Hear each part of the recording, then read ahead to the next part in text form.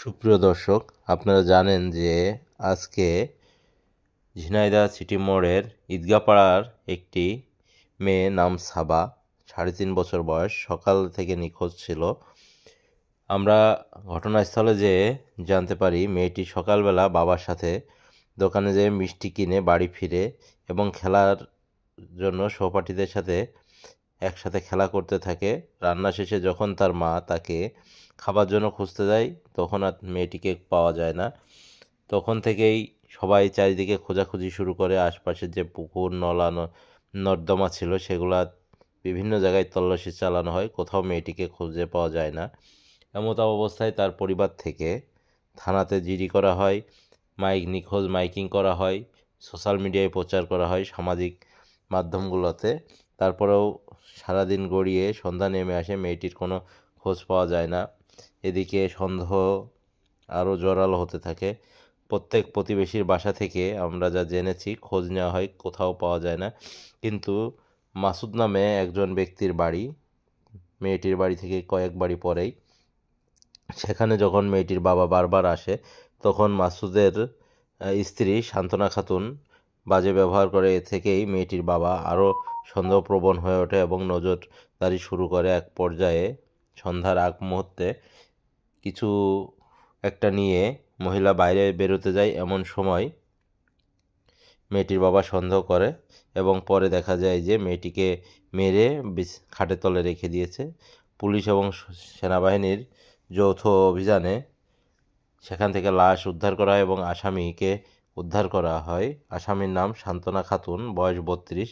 এবং আপনারা দেখতে পাচ্ছেন এখানে কালো স্কার্ফ পরা যে মহিলা, ইনি হচ্ছে সেই সান্ত্বনা খাতুন, যে মাত্র 3.5 বছর বয়সের এই মাসুম বাচ্চাটিকে হত্যা করে দায়ে অ্যারেস্ট হয়েছে এবং অভিযোগ আছে তিনি বাচ্চাটিকে হত্যা করে খাটের তলে লুকিয়ে রেখেছিলেন। সান্ত্বনা খাতুনের বয়স 32, স্বামীর নাম আখতারুজ্জামান মাসুদ। তো এই সান্ত্বনা খাতুনকে ডিবি এবং সেনাবাহিনী, পুলিশ যৌথভাবে উদ্ধার করে তাদের হেফাজতে নিয়ে যায় এবং তাকে থানায় নিয়ে আসা হয় কড়া নিরাপত্তার মাধ্যম দিয়ে, কারণ এলাকার জনগণ খুবই ক্ষুব্ধ ছিল। এই গাড়িতে করেই তাকে নিয়ে চলে যাওয়া হয়। মৃত সাবার লাশটি থানাতে নিয়ে আসা হয়েছে উদ্ধার করে। আমরা এই মুহূর্তে সার্কেল এসপি মহোদয়, সাবার বাবা এবং প্রতিবেশীদের মুখ থেকে ঘটনাটি আপনাদের জানানোর চেষ্টা করছি।